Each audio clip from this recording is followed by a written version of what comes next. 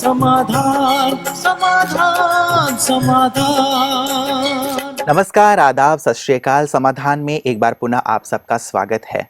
मित्रों, हम चर्चा कर रहे थे औषधि दुर्व्यसन अर्थात मादक द्रव्यों के व्यापक युवाओं के ऊपर पड़ने वाले प्रभाव के ऊपर। हमने देखा कि किस प्रकार से व्यसन से ग्रस्त होकर युवा अपने भविष्य को अंधकारमय बनाते जा रहे हैं।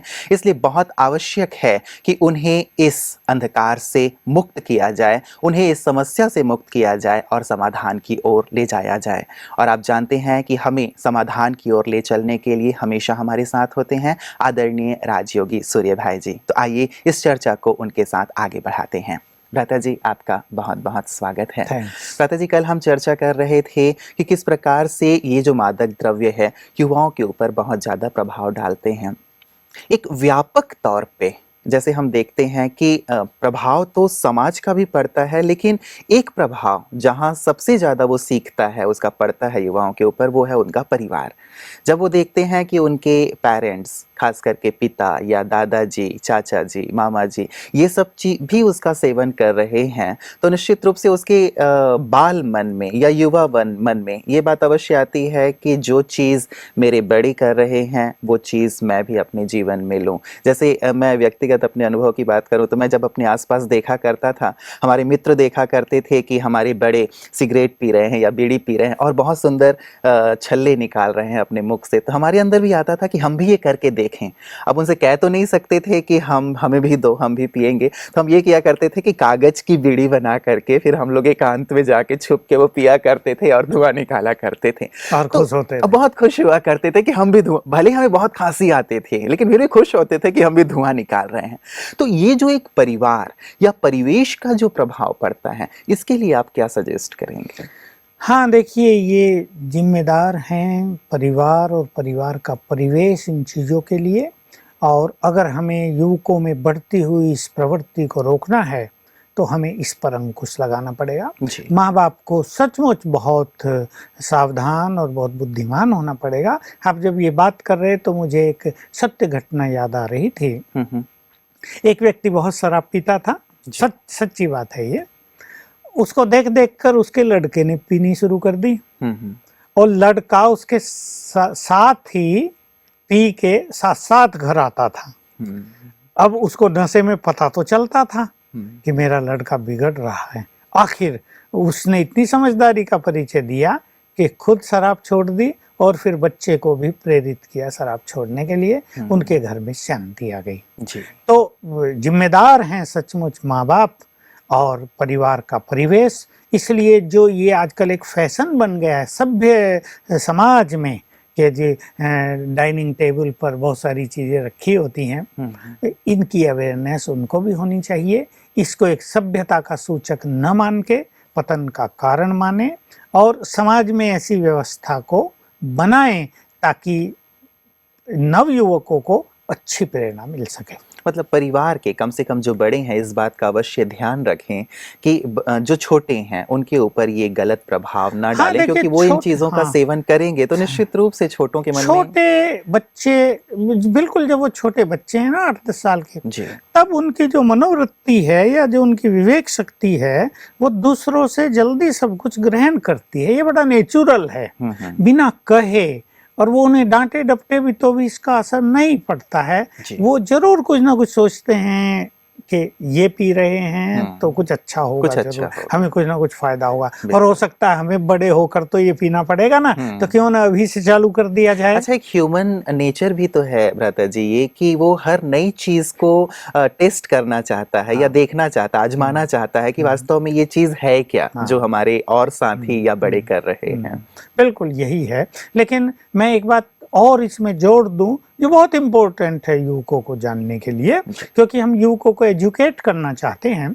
आप देख रहे हैं कि आज समाज में बहुत सारे जो अपराध बढ़ रहे हैं जिससे सरकारें भी तंग हैं और चिंतित हैं और पुलिस भी जिसमें कुछ नहीं कर सकती, क्योंकि पुलिस करेगी क्या, उनके पास तो जब केस हो गया तब आएगा ना। लेकिन वो हो गया पहले के लिए हमें ये करना चाहिए कि हम अपने युवकों को एजुकेट करें, उनको शिक्षित करें। वैसे भी कहा जाता है prevention is better than cure. तो मैं ये बताऊं, देखिए, चाहे मारकाट होती है जी, चाहे अपहरण होते हैं, हम्म, चाहे रेप्स होते हैं, जो बड़े बहुत सुर्खियों में आ गई थी पीछे ये चीजें। जी। तो इन सब के पीछे ये नशे कहीं ना कहीं अवश्य काम कर रहे हैं। तो मैं एक चीज के लिए युवकों को सावधान करूंगा कि ये जितने भी व्यसन हैं, ये मनुष्य के अंदर कामुक वृत्ति को बहुत बढ़ाते हैं, जो मनुष्य को बलात्कार की तरफ ले जाता है।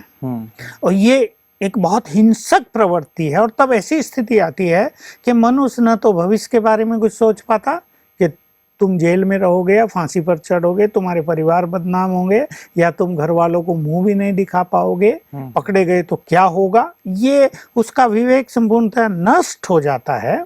और उस टाइम वो इतना इस आवेग में आ जाता है कि वो तुरंत कर बैठता है, फिर भले ही जीवन भर पछताता रहे, उसका सारा ही जीवन अंधकार में चला जाए या वो फांसी पर चढ़े, जैसे अब कई केस हो गए, लोगों ने सुसाइड कर लिया। तो ये व्यसन काम वासना को बढ़ाते हैं, और बढ़ी हुई काम वासना मनुष्य के जीवन के लिए अत्यंत घातक है, जो उसे बीमार भी करेगी, अनहेल्दी बना देगी पूरी तरह, उसके विवेक के विकास को रोक देगी, और उसकी टोटल जो सफलता है जीवन की, टोटल जो उसकी उन्नति है, उसमें ये एक बहुत बड़ा बैरियर बनकर सामने खड़ी हो जाएगी। हम देखते हैं, मेरे पास तो बहुत लोग आते हैं, युवक भी आते हैं, बड़े भी आते हैं, मैं देखता हूँ जिनके जीवन में काम वासना जितनी कम रही, वो उतने ही उन्नति की ओर तेजी से अग्रसर हुए। बड़े बड़े काम उन लोगों ने किए जो इन वासनाओं से मुक्त थे, चाहे वो एक लंगड़ा व्यक्ति एवरेस्ट की चोटी पर चढ़ गया, चाहे बहुत अक्षम माने जाने व्यक्तियों ने बड़े बड़े ऐसे काम कर दिखाए जो सक्षम व्यक्ति भी नहीं कर पाए थे। तो एक ही चीज मैंने देखी उनमें कि बहुत सारे लोगों में ये पवित्रता की भावना बहुत अच्छी थी। तो युवकों को इस बारे में सावधान रहना है। ये बात बहुत सुंदर भ्राता जी आपने कही कि व्यसन केवल उन तक सीमित नहीं है, लेकिन उनके परिवार को भी, समाज को भी ये प्रभावित कर रहा है। और सबसे बड़ी बात जो आपने कही कि उनके अंदर के जो ये विकार हैं, खासकर वासना है या बलात्कार के केस, हिंसा या अन्य प्रकार के जो एंटी सोशल एक्टिविटीज़ हैं, उन सब में ये व्यसन कहीं ना कहीं बहुत ज़्यादा महत्वपूर्ण भूमिका अदा कर रहा है। हम लोग एक जेल में गए थे भ्राता जी, वहाँ एक कैदी से जब बात हुई तो उन्होंने भी यही कहा कि मैं व्यसन करता था, इसीलिए मैंने ये हत्या का कार्य किया।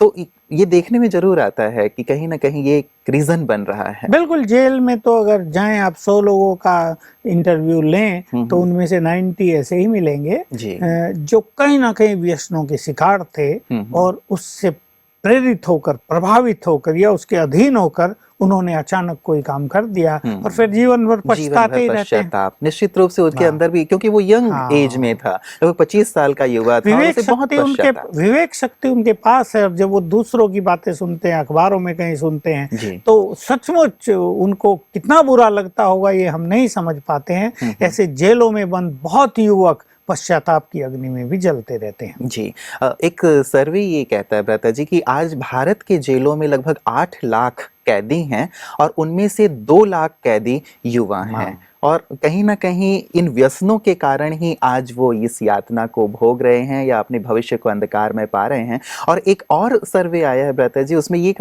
कहा गया है कि जो लोग व्यसनों का सेवन करते हैं उनके ब्रेन के सेल्स डैमेज होते चले जाते हैं। आपने जब विवेक शक्ति के नाश की बात कही तब मुझे ये ध्यान में बात आई। तो ब्रेन के सेल्स जैसे जैसे डैमेज होते चले जाते हैं तो हमारे शरीर के अन्य सेल्स तो निर्मित हो जाते हैं, लेकिन ब्रेन के सेल्स फिर से निर्मित नहीं होते। इस कारण उनका भविष्य और ज्यादा अंधकार में होता चला जाता है और विवेक शक्ति उनकी नष्ट होती चली जाती है। तो एक बहुत बड़ा पहलू है जो व्यसन के दुष्परिणाम के रूप में सामने आ रहा है। बिल्कुल, मैं भी पीछे एक जेल में गया, मुजफ्फरनगर यूपी में है जी। तो युवकों का ही संगठन रखा। वहाँ जब भी मैं जाता हूँ तो जेल में एक प्रोग्राम जरूर रखते हैं। तो बहुत सारे युवक आए, लगभग 300।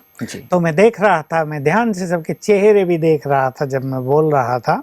तो किसी के चेहरे पे पूरा ही डिप्रेशन था, किसी के चेहरे पर संपूर्ण पश्चाताप था, कोई बहुत ही रोने को तैयार हो रहे थे, बिल्कुल जैसे आंसू उनके गिरेंगे ऐसी स्थिति उनकी बनती जा रही थी, बहुत भावुक होते जा रहे थे। क्योंकि राखी का त्योहार होता है, हमारी बहनें राखी बांधने जाती हैं, उनको अपनी बहनें याद आती हैं और जरूर उनको बहुत ज्यादा पश्चाताप होता है। तो ये सत्य है कि व्यसनों से ब्रेन के सेल डैमेज होते हैं और ब्रेन कमजोर होने से ब्रेन ही तो सारे शरीर को भी कंट्रोल कर रहा है, मनुष्य अस्वस्थ भी होगा, उसकी निर्णय शक्ति भी बहुत छीन पड़ जाएगी, उसकी सोच विचार करने की शक्ति भी नहीं रहेगी और वो इस संसार में ऐसे विचरण करेगा जैसे जानवर विचरण करते हैं। जी जी जी। एक दुष्परिणाम को कंप्लीट रूप से लोगों के सामने या युवाओं के सामने रखने की बहुत आवश्यकता है भ्राता जी। हम एक चर्चा तो ये करते हैं कि शारीरिक रूप से बहुत ज्यादा नुकसान पहुंचाती हैं ये जो भी व्यसन है, लेकिन परिवार, समाज, राष्ट्र या आर्थिक रूप से भी बहुत ज्यादा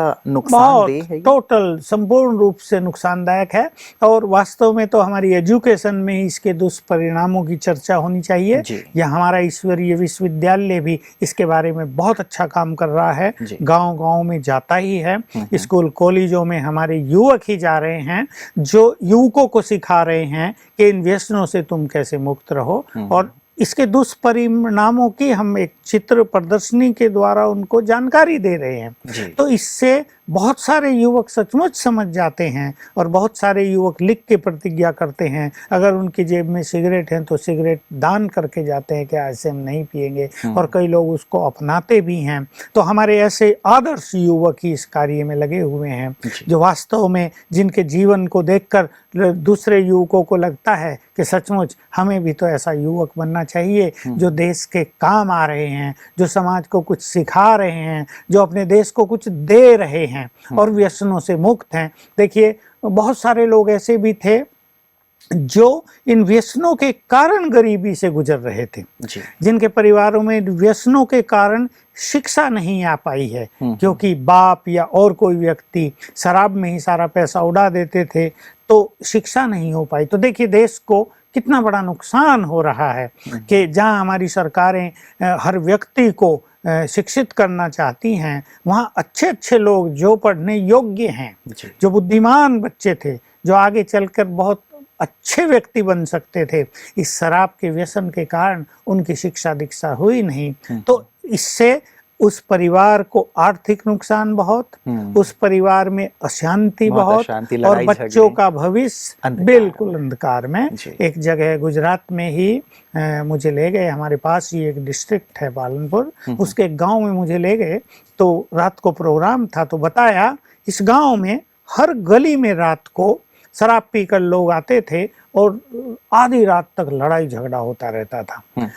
एडमिनिस्ट्रेशन ने बहनों से बात की, ब्रह्मा कुमारी बहनों से, और उन्होंने वहाँ प्रोग्राम किया और जब मैं गया था उस सेंटर को वहाँ खुले 1 वर्ष हो गया था, उसका वार्षिक उत्सव था, तो मुझे बताया कि अब इस गांव में कोई रात को झगड़ा नहीं होता, संपूर्ण शांति हो गई है। तो देखिए ये चीजें ऐसी हैं कि अगर मनुष्य को सचमुच कुछ सिखाया जाए तो मनुष्य एक बुद्धिमान प्राणी है, वो सीखने को तैयार रहता है। उसको कुछ सिखाया नहीं जा रहा है, उसको केवल ये कहा जा रहा है सिगरेट न पियो, इससे नुकसान हो जाएगा, शराब न पियो। लेकिन अगर ठीक रीति से उसको एजुकेट किया जाए, उसको मारपीट भी की जाती है लेकिन वो उसके इतना वश हो जाता है कि मारपीट उसको कुछ नहीं लगती, कहेगा लो भाई मार लो, मैं तो पी लेता हूँ फिर से। तो एजुकेट करना, इसके दुष्परिणामों के बारे में अवगत कराना, इसकी बहुत आवश्यकता है और हमारे युवक तो इस सब्जेक्ट में, इस क्षेत्र में एक महत्वपूर्ण कार्य कर रहे हैं। यही है कि उन्हें आनंद की सही परिभाषा हमें समझानी पड़ेगी और जो बड़े हैं वो इसका उत्तर दे नहीं पाते, वो मुस्कुरा के उत्तर दे देते हैं, अच्छा तुम भी ले लो आनंद। लेकिन ये आनंद तो नहीं है, ये तो आनंद को दस्त करने वाला है, एक विष है। तो हमें सच्चे आनंद की परिभाषा उन्हें देनी होगी और सच्चा आनंद कैसे मनुष्य के जीवन को विकसित करता है। सच्चा आनंद इसमें नहीं कि आपको नशा हो गया और आप बेफिक्र हो गए और अपने को बादशाह समझने लगे और आप ऐसा देखने लगे मैं तो स्वर्ग में हूँ, ओहो सुंदर डांस हो रहे, परियां नाच रही हैं। ये सब आनंद नहीं है, ये तो बहुत क्षणिक चीजें हैं। वास्तव में जैसे मैंने कहा कि हमें अपने ब्रेन की स्थिति ऐसी बनानी पड़ेगी, हमें युवकों को सिखाना पड़ेगा आनंद तो सुंदर विचारों से उत्पन्न होता है, जी। आनंद तो किसी की भलाई करने से उत्पन्न होता है, आनंद तो किसी असहाय को सहारा देने में, सहयोग देने में, किसी मुसीबत में फंसे हुए व्यक्ति को मुसीबत से बाहर निकालने में जो गुड फीलिंग होती है, आनंद तो उसको कहा जाता है।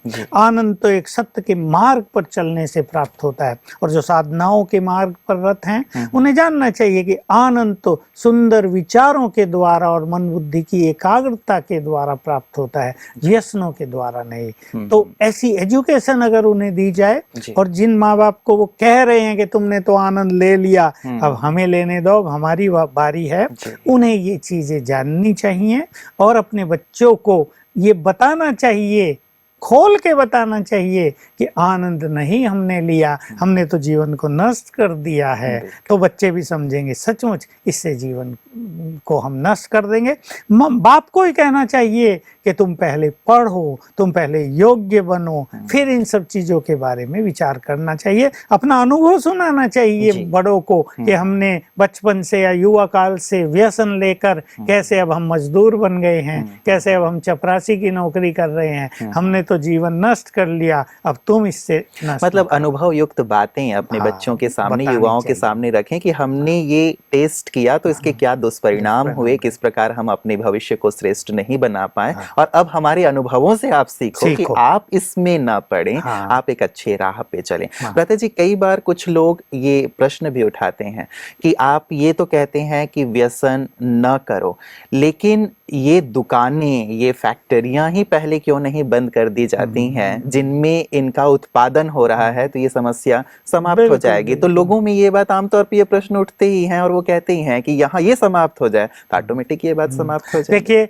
जैसे लोग हंसते हैं ना कि सिगरेट की डब्बी पे लिखा रहता है सिगरेट पीना हानिकारक है, तो ऐसे ये बातें तो हैं, ये सरकार की बात है, उनको उसे आमदनी हो रही है या कुछ लोगों के अपनी इंडस्ट्री चल रही है, जी, एक सर्वे ये भी आया है कि सरकार को जितना ज्यादा इससे लाभ हो रहा है उससे कहीं ज्यादा नुकसान भी हो रहा है, क्योंकि एक कैंसर के पेशेंट को जितना ज्यादा उस पे खर्च करना पड़ता है गवर्नमेंट को, तो जितनी आमदनी नहीं हो रही है उससे कहीं ज्यादा तो खर्च करना पड़ता है। बिल्कुल यही बात है कि अगर हमारे ऊपर के लोग भी सात्विक विचारधारा के हो जाएं और इस सत्य को वो समझ लें। बहुत अच्छी बात आपने कही है कि एक छोटी सी आमदनी को देखकर या कुछ लोगों का बिजनेस धंधा चल रहा उसको देखकर उन्हीं लोगों में से लाखों लोगों को इसका बहुत भयंकर नुकसान हो रहा है। तो इसमें एक जो सुंदर सिद्धांत है अध्यात्म का, वो सबको जान लेना चाहिए कि गलत तरीकों से कमाया गया धन कभी भी सुखकारी नहीं होता है, वो उसी तरह से नष्ट हो जाता है। तो वास्तव में अगर लोग इस पे ध्यान दें, अगर हमारी सरकारें भी इस सत्य को स्वीकार कर लें, तो वो शायद इन चीज़ों को बंद भी कर सकते हैं, पर ये काम उनका है। जैसे हमारे यहाँ पास पड़ोसी राज्य में गुजरात में नशा मुक्ति है जी, शराब पर पूरी तरह प्रतिबंध है, तो बहुत फायदा है। यद्यपि कुछ लोग राजस्थान में आ जाते हैं, माउंट आबू में आ जाते हैं पीने खाने, लेकिन वो कभी कभी आएंगे ना, साल में एक आध बार आएंगे, त्योहार पे आ जाएंगे, लेकिन इसका वहाँ अच्छा प्रभाव है। तो हम देखते हैं जब हम गुजरात में जाते हैं तो हमें भारत के और अन्य क्षेत्रों से एक अलग तरह का माहौल दिखता है, अलग वाइब्रेशंस मिलते हैं, लोगों का व्यवहार कुछ अलग दिखता है, लड़ाई झगड़े कहीं होते हुए नहीं दिखते, और उनकी जो भाषा है वो इतनी स्वीट नजर आती है कि हम सोचते हैं हम तो यूपी से हैं, वहाँ की लठमार भाषा और इनकी मधुर भाषा में कितना अंतर है। तो कहीं ना कहीं इन चीजों का प्रभाव व्यवहार पर बहुत पड़ता है। बिल्कुल बिल्कुल। लता जी, एक बात तो ये रही कि चलिए गवर्नमेंट भी इस स्तर पे अपना कार्य करें, मीडिया भी बहुत ज्यादा प्रभावित करता है युवाओं को, जैसे फिल्म में, टेलीविजन में, पत्र पत्रिकाओं में, जो जब वो एक्टर्स को या बड़ों को इस प्रकार से धूम्रपान करते हुए देखता है तो उसका भी सीधा प्रभाव उसके मानस पटल पे पड़ता है, और वो सोचता है कि जैसे ये भी एक प्रेस्टीज इशू बना लेता है उसे कि ये कर रहे हैं तो हम भी वैसा करें, क्योंकि एक प्रकार से सिनेमा जो है समाज के ऊपर बहुत गहरा छाप छोड़ता ही है। हमारा मीडिया जो है उसमें भी आजकल का इलेक्ट्रॉनिक्स मीडिया एक्चुअली समाज का निर्माण कर रहा है, चाहे गलत तरीके पर उसको ले जा रहा है, चाहे उसको महानता की और वो अग्रसर करे, ये भी शक्ति उसके पास है, क्योंकि आजकल उसी का जमाना है। रही बात फिल्म एक्टर्स की, मैं तो अपने युवकों को कहूँगा तुम अपना आदर्श उन्हें न बनाओ, हमारे देश में महान पुरुष भी तो बहुत हुए हैं। जी। अब के महात्मा गांधी और भी हमारे बहुत सारे अच्छे नेता भी जो थे, चलो आज नहीं भी हैं कुछ ऐसे अच्छे लोग, लेकिन हमारे नेता भी तो बहुत अच्छे थे तत्कालीन। हमारे धर्म के क्षेत्र में बहुत अच्छे अच्छे लोग हुए, सामाजिक कार्यकर्ता हमारे देश में बहुत महान हुए हैं, इतिहास महान पुरुषों से भरा पड़ा है।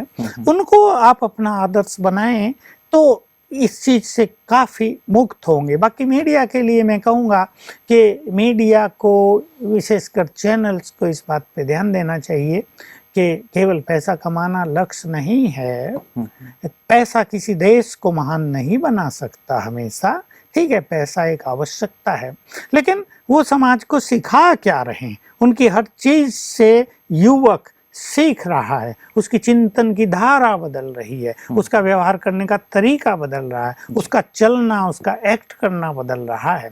तो हमारे देश में मैं जो खुल के कहना चाहता हूँ कि जैसे न्यूज के बारे में कहा जाता है कि कुत्ते ने मनुष्य को काटा, वो कोई न्यूज नहीं है। किसी मनुष्य ने कुत्ते को काट लिया, वो फटाफट आएगा, सारा दिन चैनल पे वही आता रहेगा, वंडर ऑफ टुडे, एक मनुष्य ने कुत्ते को काटा। तो देखिए ऐसी बात है कि अच्छे समाचार भी बहुत हैं, बहुत हैं। अगर उनको भी थोड़ा हाईलाइट किया जाए तो समाज कुछ ज्यादा सीखेगा। इसलिए इस मीडिया की बहुत बड़ी जिम्मेदारी है अपने देश के निर्माण में, अपने युवकों को महान बनाने में, अपने युवकों को सद्मार्ग पर ले जाने में। और अब जिस बात की हम चर्चा कर रहे हैं, व्यसनों से पूरी तरह छुड़ा सकता है इलेक्ट्रॉनिक्स मीडिया, हमारे चैनल्स। अगर वो 6 मास भी अच्छी चीजें दिखाने लगें, उसका दुष्प्रभाव भी दिखाने लगें। हंसी की बात कि एक शराबी नाली में पड़ा है और कुत्ते ने टांग उठा के अगर इस सीन को दिखा दें तो अनेक युवक सीख जाएंगे कि कितनी दुर्गति हो रही है शराबियों की।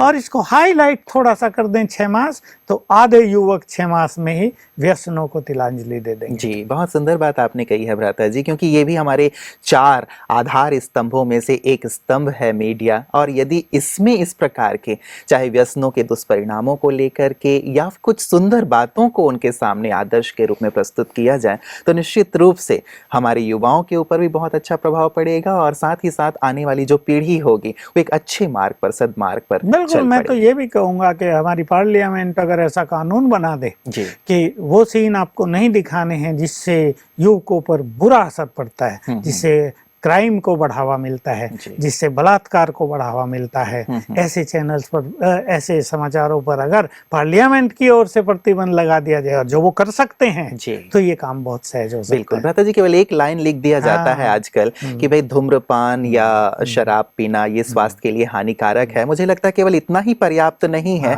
इससे आगे बढ़ना होगा। मीडिया को भी अपना उत्तरदायित्व समझना होगा समाज के प्रति, कि वो समाज को एक अच्छी दिशा में, युवाओं को एक अच्छी दिशा में ले जाने के लिए अच्छे समाचारों के साथ साथ इन चीजों को पूरी तरह से अपने न्यूज से और साथ ही साथ फिल्मों से भी। बिल्कुल, हमारे यहाँ जैसे मेडिकल वाले लोग हैं वो बहुत अच्छी तरह एक्सप्लेन करते हैं कि किस व्यसन से ब्रेन पर, शरीर पर कैसा कैसा बुरा प्रभाव पड़ता है, उसके सीन दिखा दिए जाएं, मेडिकली एजुकेट कर दिया जाए युवकों को, तो बहुत सारे युवक समझदार होते हैं। मैं युवकों को ऐसा नहीं मानता कि वो कोई कहीं भी बहने के लिए तैयार हैं। हमारे युवक बहुत बुद्धिमान है और भारत तो बुद्धिमानों का देश है, इसमें कोई अतिशयोक्ति नहीं है, ये संपूर्ण सत्य है। तो मीडिया से हमारे युवक बहुत अच्छी चीज सीखेंगे और निश्चित रूप से देश इस महामारी, मैं इसको महामारी कहता हूँ, इससे मुक्त हो सकेगा। जी जी जी, बहुत सुंदर बातें भ्राता जी आपने रखी हैं। इसके क्या समाधान हो सकते हैं, इस पे भी हम लोग चर्चा करेंगे, लेकिन आज वक्त हमें इजाजत नहीं दे रहा है। आपने बहुत सुंदर बातें हमारे सामने, हमारे युवाओं के सामने आज रखी हैं, आपका बहुत बहुत धन्यवाद।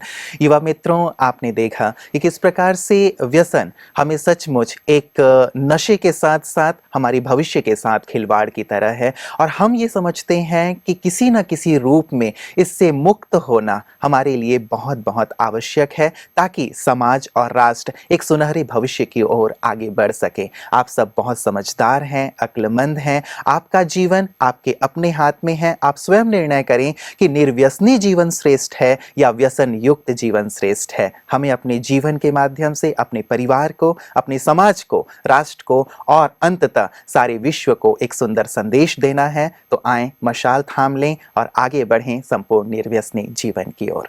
आज के लिए इतना ही, दीजिए इजाजत, नमस्कार। धैर्य और दृढ़ मनोबल से कर दे तू पल भर में